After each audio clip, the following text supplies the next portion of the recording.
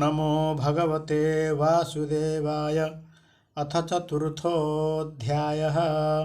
श्रीशुक उवाच नाभागो न भगापत्यं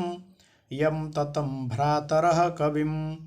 यविष्ठं व्यभजन्दायं ब्रह्मचारिणमागतं भ्रातरो भाङ्क्तकिं मह्यं भजाम पितरं तव त्वां ममार्यास्तथा भाङ्क्षुर्मा पुत्रक तदादृथाः इमे अङ्गिरसः सत्र मासतेऽद्य सुमेधसः षष्ठमुपेत्याह कवे मुह्यन्ति कर्मणि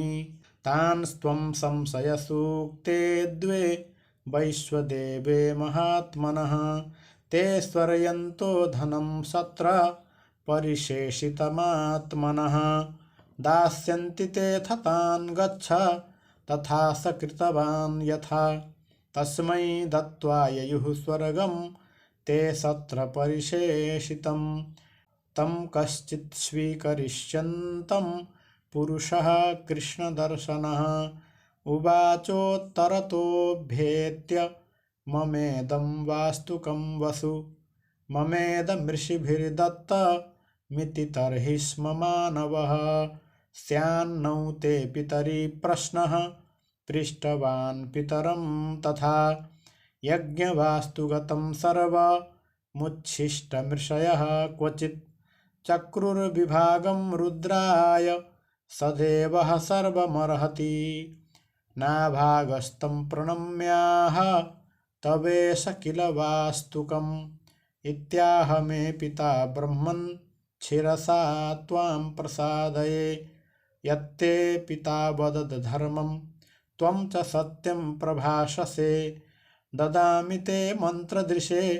ज्ञानं ब्रह्म सनातनं गृहाण द्रविणं दत्तं मत्सत्रे परिशेषितम् इत्युक्त्वान्तर्हितो रुद्रो भगवान् सत्यवत्सलः य एतत् संस्मरेत् प्रातः सायं च सुसमाहितः कविर्भवति मन्त्रज्ञो गतिं चैव तथात्मनः नाभागादम्बरीशो भून् महाभागवतः कृति नास्पृशद् ब्रह्मशापोऽपि यं न प्रतिहतः क्वचित् राजोवाच भगवन् श्रोतुमिच्छामि राजर्षेस्तस्य धीमतः न प्राभूद्यत्र निर्मुक्तो ब्रह्मदण्डो दुरत्ययः श्रीशुक उवाच अम्बरीशो महाभागः सप्तद्वीपवतीं महीम् अव्ययां च श्रियं लब्ध्वा विभवं चातुलं भुवि मेनेति दुर्लभं पुंसां सर्वं तत्स्वप्नसंस्तुतं विद्वान् विभवनिर्वाणं तमो विशति यत्पुमान् वासुदेवे भगवति तद्भक्तेषु च साधुषु प्राप्तो भावं परं विश्वम् एनेदं लोष्टवत् स्मृतं स वै मनः कृष्णपदारविन्दयोर्वचांसि वैकुण्ठगुणानुवर्णने करौ हरेर्मन्दिरमार्जनादिषु श्रुतिं चकाराच्युतसत्कथोदये मुकुन्दलिङ्गालयदर्शने दृशौ तद्भृत्य गात्रस्पर्शेऽङ्गसङ्गमं घ्राणं च तत्पादसरोजसौरभे श्रीमत्तुलस्या रचनां तदर्पिते पादौ हरेः क्षेत्रपदानुसर्पणे शिरो ऋषिकेशपदाभिवन्दने कामं च दास्येन तु कामकाम्यया यथोत्तमश्लोकजनाश्रया रतिः एवं सदा कर्मकलापमात्मनः परेधियज्ञे भगवत्यधोक्षजे सर्वात्मभावं विदधन् महीमिमां तन्निष्ठविप्राभिहितः ससासः ईजे स्वमेधैरधियज्ञमीश्वरं महाविभूत्योपचिताङ्गदक्षिणैः ततैर्वसिष्ठासितगौतमादिभिर् धन्वन्यभिस्रोतमसौ सरस्वतीं यस्य क्रतुषु गीर्वाणैः सदस्या ऋत्विजो जनाः तुल्यरूपाश्चानिमिषा व्यदृश्यन्त सुवाससः स्वर्गो न प्रार्थितो यस्य मनुजैरमरप्रियः शृण्वद्भिरुपगायद्भिरुत्तमश्लोकचेष्टितं समर्थयन्ति तान् कामाः स्वाराज्यपरिभाविताः दुर्लभा नापि सिद्धानां मुकुन्दं हृदि पश्यतः स इत्थं भक्तियोगेन तपोयुक्तेन पार्थिवः स्वधर्मेण हरिं प्रीणन् संगान् सर्वान् शनैर्जहौ गृहेषु दारेषु सुतेषु बन्धुषु द्विपोत्तमस्यन्दनबाजिपत्तिषु अक्षय्यरत्नाभरणायुधादि स्वनन्तकोशेष्वकरोदसन्मतिं तस्मा अदाद्धरिश्चक्रं प्रत्यनीकभयावहम् एकान्तभक्तिभावेन प्रीतो भृत्याभिरक्षणम् आरिराधैषुः कृष्णं महिष्यातुल्यशीलया युक्तः सांवत्सरं वीरो दधारद्वादशी व्रतं व्रतान्ते कार्तिके मासि त्रिरात्रं समुपोषितः स्नातः कदाचित् कालिन्द्यां हरिं मधुवनेऽर्चयत् महाभिषेकविधिना सर्वोपस्करसम्पदा अभिषिच्याम्बराकल्पैर्गन्धमाल्यार्हणादिभिः तद्गतान्तरभावेन पूजयामास केशवं ब्राह्मणांश्च महाभागान् सिद्धार्थानपि भक्तितः गवां रुक्मविषाणीनां रूप्याङ्घ्रीणां सुवाससां पयः शीलवयोरूप वत्सोपस्करसम्पदां प्राहिणोत्साधुविप्रेभ्यो गृहेषु निर्बुधानि षट् भोजयित्वा द्विजानग्रे स्वाद्वन्नं गुणवत्तमं लब्धकामैरनुज्ञातः पारणायोपचक्रमे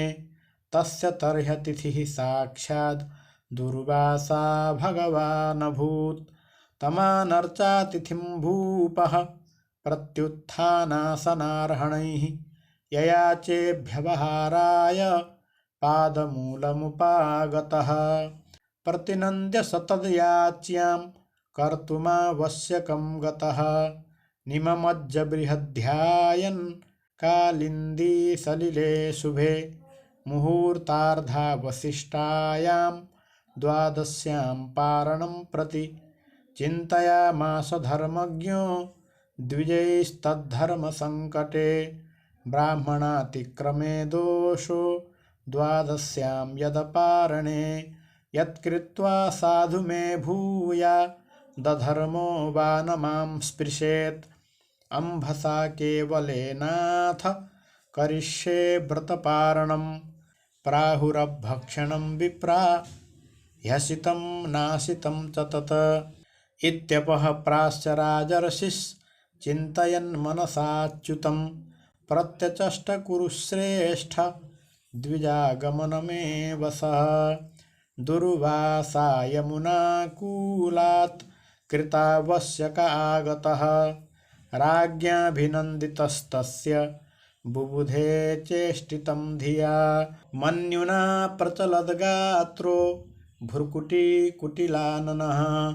बुभुक्षितश्च सुतरां कृताञ्जलिमभाषत अहो अस्य नृशंसस्य श्रियोन्मत्तस्य पश्यत धर्मव्यतिक्रमं विष्णो रभक्तस्येषमानिनः यो मामतिथिमायात मातिथ्येन निमन्त्र्य च अदत्त्वा भुक्तवांस्तस्य सद्यस्ते दर्शये फलम् एवं ब्रुवाण उत्कृत्य जटां रोषविदीपितः तया स निर्ममे तस्मै कृत्यां कालानलोपमां तामापतन्तीं ज्वलती मसिहस्तां पदाभुवम् वेपयन्तीं समुद्वीक्ष्य न चचालपदान् नृपः प्राग्दिष्टं भृत्य रक्षायां पुरुषेण महात्मना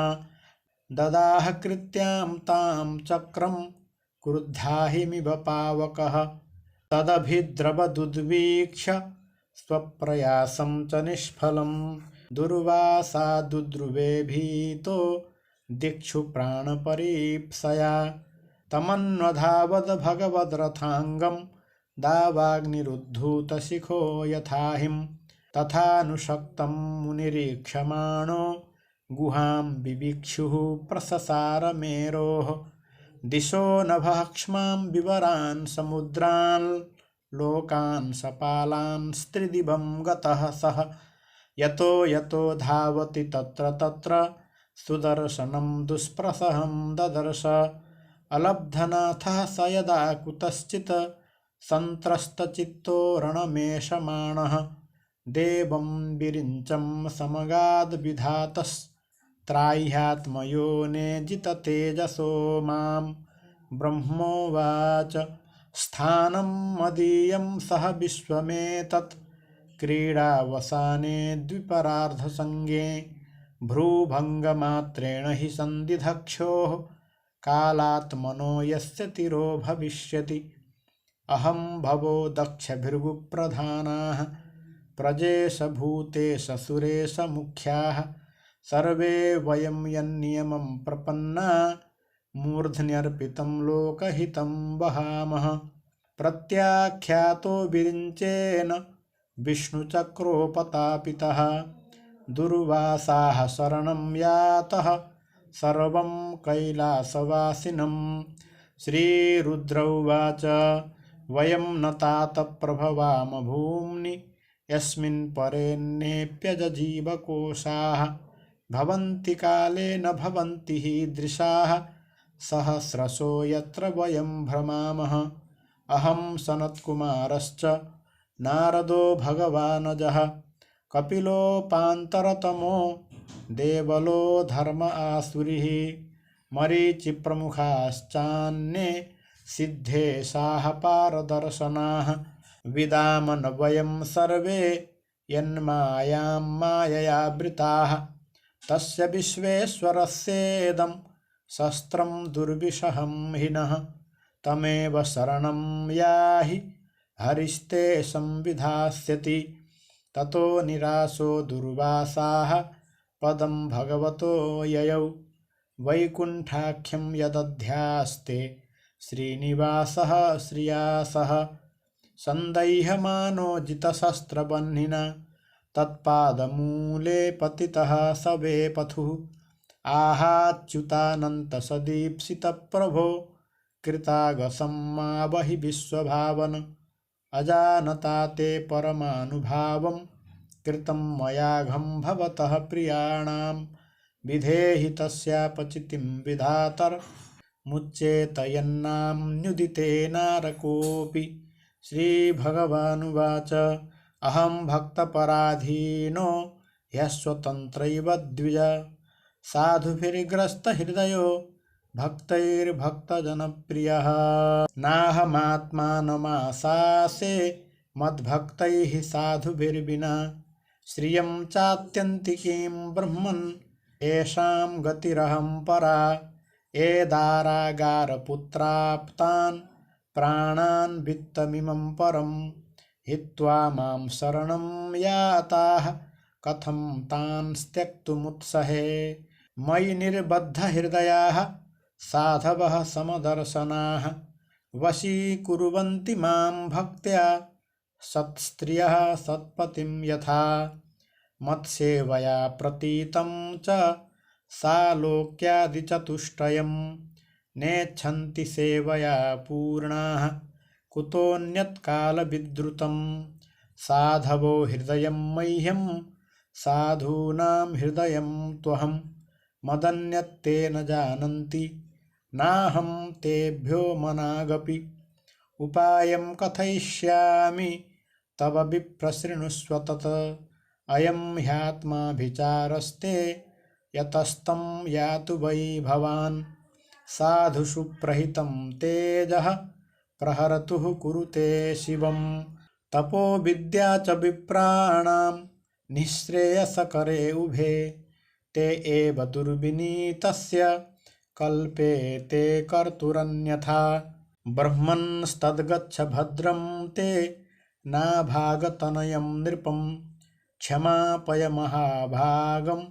ततः शान्तिर्भविष्यति। श्रीमद्भागवते महापुराणे पारमहंस्यां संहितायां नवमस्कन्धे अम्बरीषचरिते चतुर्थोऽध्यायः।